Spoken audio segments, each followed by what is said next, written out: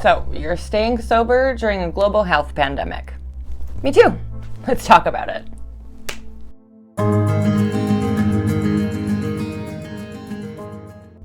Hey, welcome back to my bedroom. We're back to this setup. So a little bit of an in order in filming, which is fine. Let's talk about what recovery looks like in today's climate.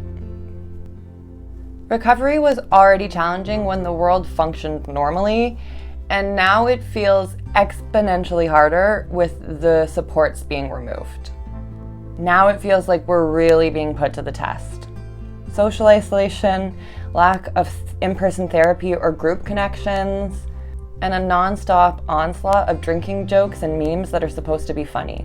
How many of us are now spending way more time alone with our own thoughts and trying to work through our feelings without the connection of a therapist or a friend or support? I know I am. I work in essential services, so my hours went up, but whenever I'm not at work, I'm home. And now that things have kind of settled down where I'm at in Ontario, my hours have also lowered.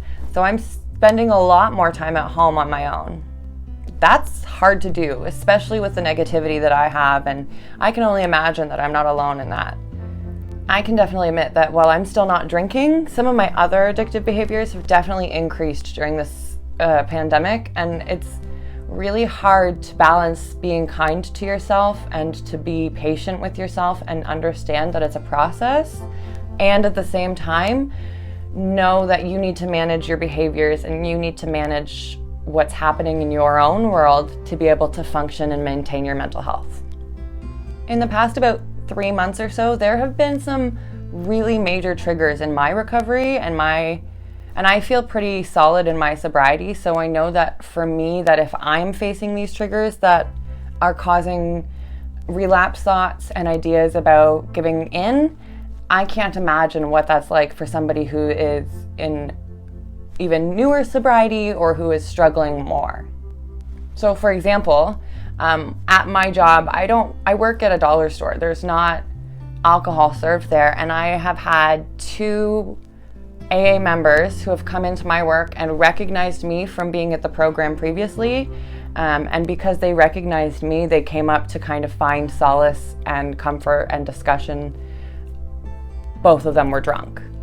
They came into my work hammered, singled me out because they were looking for connection and non-judgment without realizing how that impacts me, where I'm supposed to be keeping a professional cadence, and now I've got people who are drunk trying to come and talk to me.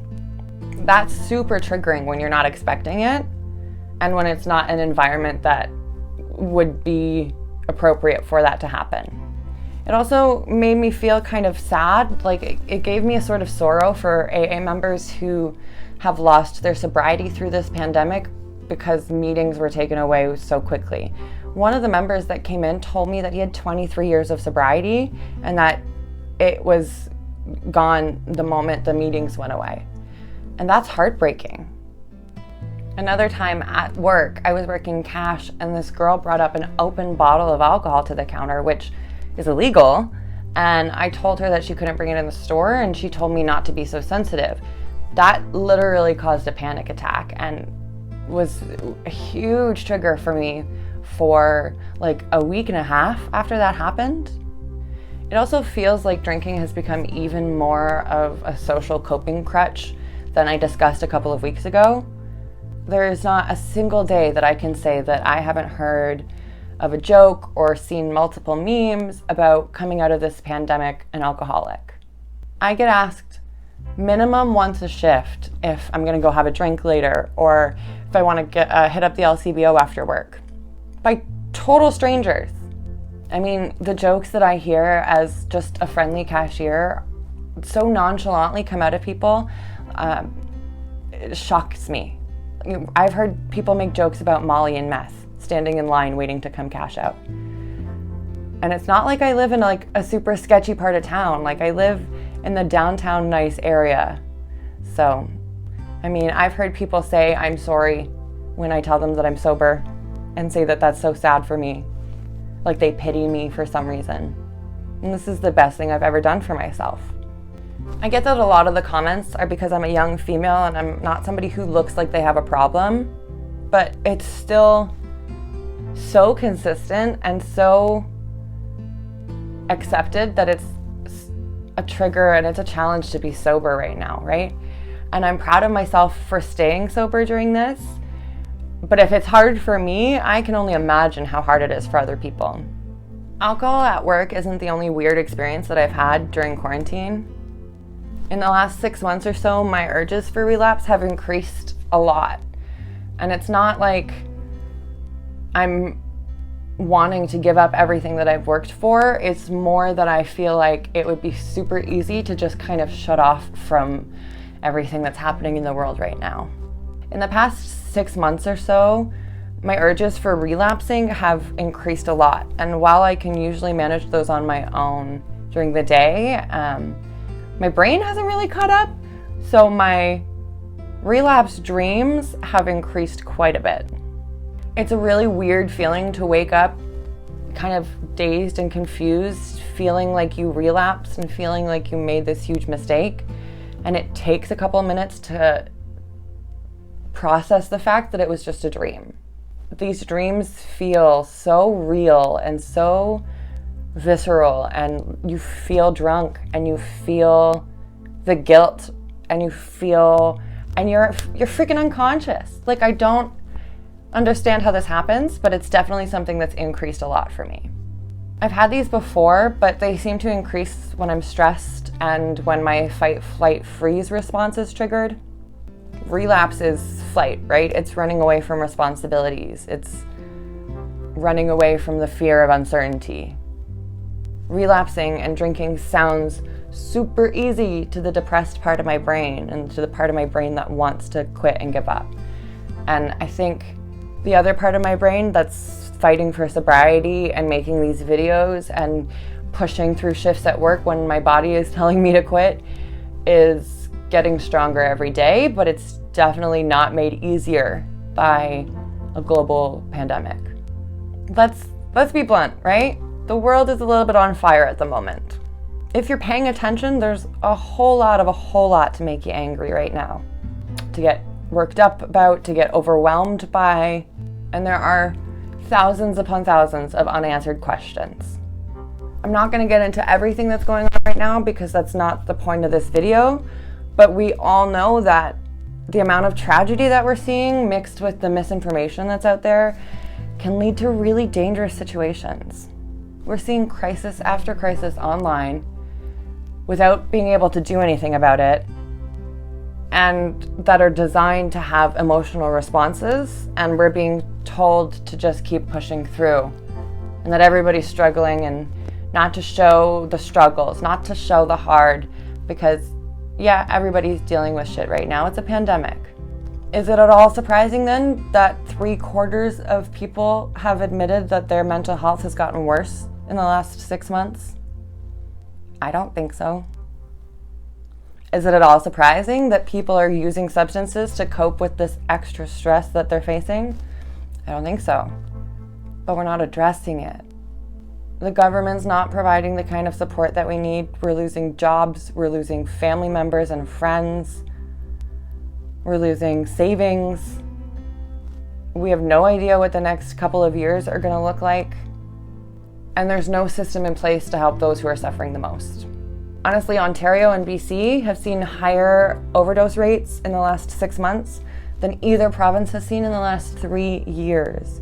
Nova Scotia had more overdose deaths than COVID deaths. There's huge challenges right now to staying sober during quarantine or to getting help during quarantine. And the way that we're living and the social media that we're taking in is not helping the mental health side of things. Like, the reason that Ontario kept liquor stores open was because that they knew that the amount of people that would experience withdrawal symptoms because they had alcohol dependency was going to put more of a strain on the hospitals than COVID was. It really is messed up that it seems like nobody is addressing or talking about how much harder it's become for people who have mental health or addictions issues, the fact that all of their supports have been taken away. And the government's not really prioritizing these other crises that are happening the same way that they're prioritizing COVID. That is really frustrating to me. I know COVID is important and I get that it's something that we need to take seriously, but so is mental health and addictions, right? And like, if more people are dying from that, then why is it not being paid attention to?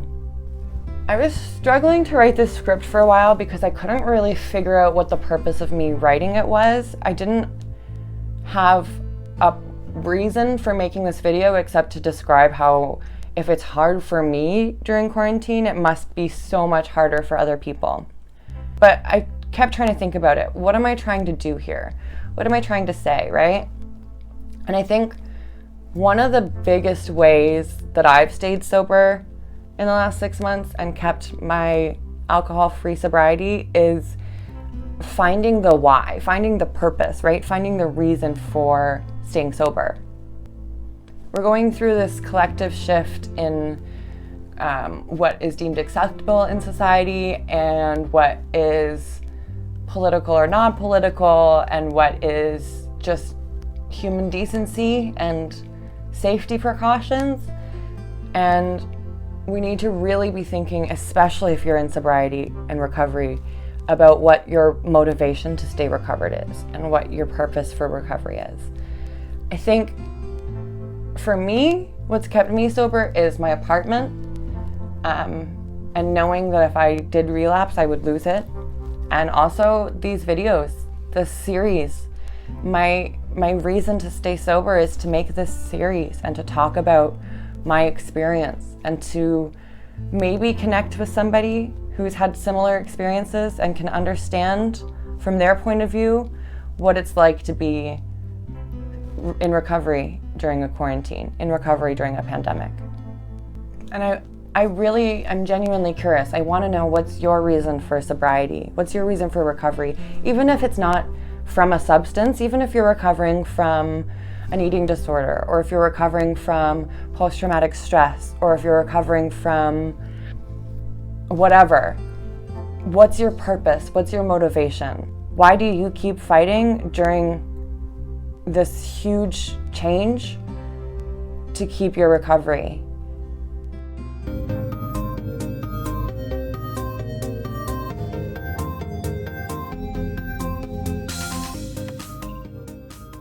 For me, it's this, and I guess I want to say thank you for that.